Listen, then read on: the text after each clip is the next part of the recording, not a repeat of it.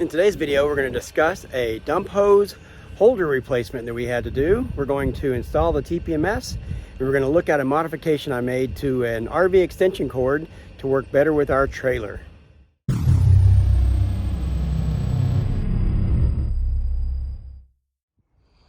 All right, on the dump hose holders, these are recommended because they help keep the flow downhill so you don't end up with water bunching up. This one, however, the first one we had, it did come highly recommended. These are probably all going to do the same thing, but eventually it broke in two places. It still works. I can string it together. Been using it. In the wind, it blows over. I didn't think it would, but it did. Seems obvious now. A friend recommended this guy. I kind of like the fact that it goes, it's deeper recessed when you look at it this way versus this way, but I don't think it's actually narrower. So I set it up yesterday, the wind was blowing and it tipped over post haste. So I'm going to look at some stakes on how to stake these down so that if we're going to be in windy conditions, I can put a few stakes along the sides. So these guys just expand like this and go into the hose. I'll go ahead and place this under the hose now and then show you a video of how that looks when it's set up. All right, you can see that we position the holder under the dump hose and it helps provide a downhill flow all the way over to the dump connection. Even if it's not downhill, we found that there's enough pressure leaving that open or when draining all at once, either way, that things don't back up. It still pushes through, but it is nice to have a proper holder in place. And then when I do need to detach the hose, I don't have to lift it along the way and drain the hose out. It just stays in a drained state at all times. So we'll see what this does. I know it blows over, but I do believe that some properly located stakes on each side ever so often would create some resistance to tipping in the wind. So I wanted to share a little bit about the electrical issue that we had to resolve. You can see this, I've got the 50 amp on here for other reasons right now, and the 30 amp extension cord going into the trailer. We charge the car in there. And the challenge is the hole, I'll show you the hole next, that goes into the trailer. This guy is too big to fit through there. And it's this handle, which is kind of handy but not required, that's preventing that from going through. So as I was reading about the problem that others were having with the same thing, one guy said, just cut the handle off. And I thought, well, I'm pretty frugal. I've got a Dremel tool, so I'll do that and see what happens. So in the trailer, in the floor at the front, there is this receiver. Let me open it up real quick. It allows you to pull the cable through, the cable that the trailer has built into it to provide lights and power outlets and more. So we normally push the cable down through that guy and run it over to the pedestal, and that leaves the lights on in the trailer if we need to come out and get something, aka garage, for those that are paying attention. You can see some steel wool that I put in there. I need to pack one more piece in there. Hopefully we'll keep the critters from coming through that hole this way. So you can tell though, the inner diameter of that hole, where the actual hole is 3.5 inches. And the challenge with that is that that handle is more than 3.5 inches in total width. So basically yesterday I got the Dremel out and carved that handle off. I showed you the handle on at the pedestal just now. This is the other end of that same cable. So I was able to push this guy through the hole in the trailer and come inside, put my adapter on, and then normally the car charger is there, and when the car is in here, we run that cable back and plug it in. The main reason I wanted to get the trailer cable in like that, the extension cord for the car, is the only other way to bring it in was I would leave this wheel well totally removed because there's no gaps big enough for a 1-inch cable to come in.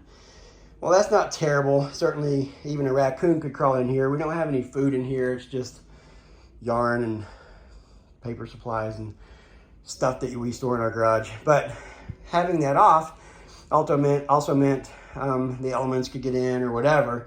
And I just wanted to have it closed. So it was a priority to get that handle shaved off there and make sure it would come through the hole, and it worked.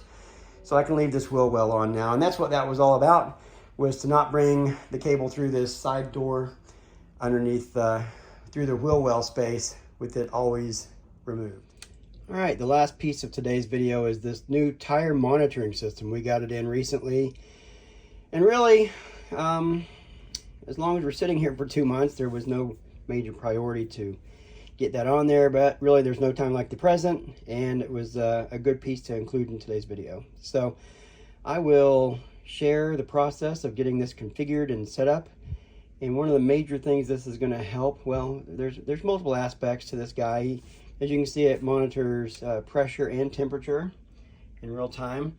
So the day before travel day, I check all the tire pressures of the trailer and the rig.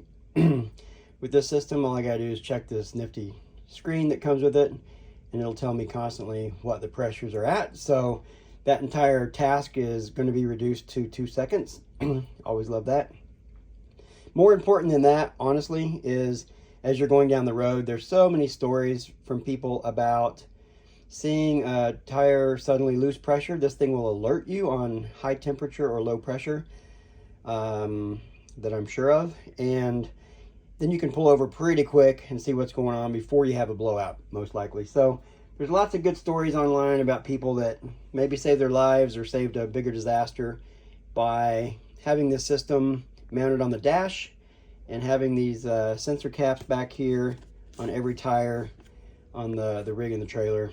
So we'll put that together, and I'll share how that configuration works and then show the final result.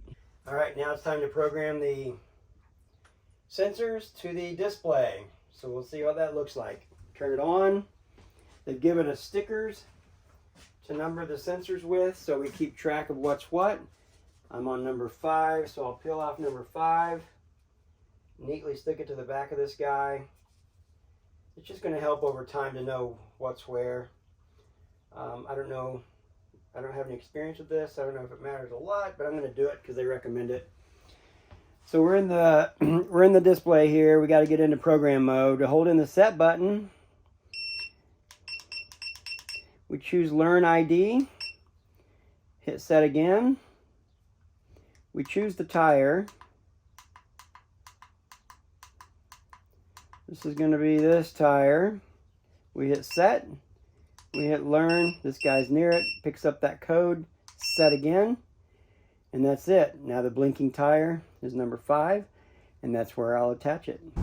Alright, we'll see if this breeze out here is too much today. We've got sensor number 2. Tire number 2. You set up your own system for those. This is what I've decided.